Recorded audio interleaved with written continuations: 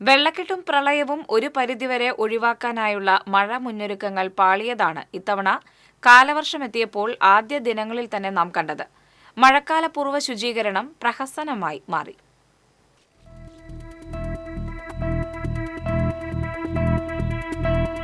മഴയ്ക്ക് മുമ്പേ നടത്തേണ്ട തയ്യാറെടുപ്പുകൾ ഇത്തവണ ഉണ്ടായില്ല എന്നത് ആദ്യ മഴയിൽ തന്നെ വ്യക്തമായി. മഴയുടെ ആദ്യ ദിനത്തിൽ തന്നെ വെള്ളക്കെട്ട് രൂക്ഷമായി. തകർന്നും വെള്ളക്കെട്ട് മൂലം പല റോഡുകളും സഞ്ചാരയോഗ്യമല്ലാതായി.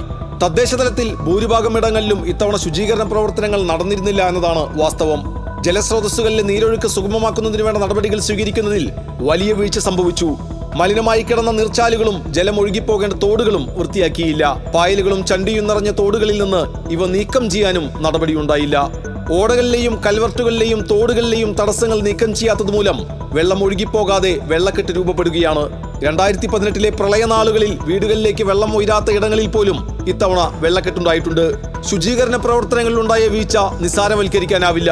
വരും ദിവസങ്ങളിൽ മഴ ശക്തമായാൽ വെള്ളം ഒഴുകിപ്പോകാനിടമില്ലാതെ പ്രളയ സാഹചര്യമാണ് മുന്നിലുള്ളത്. ഇത് വരുത്തിവെച്ച പ്രളയമാണെന്ന് ജനം അധിക്ഷേപിച്ചാൽ കുറ്റം പറയാനുമാകില്ല. TCV തൃശൂർ.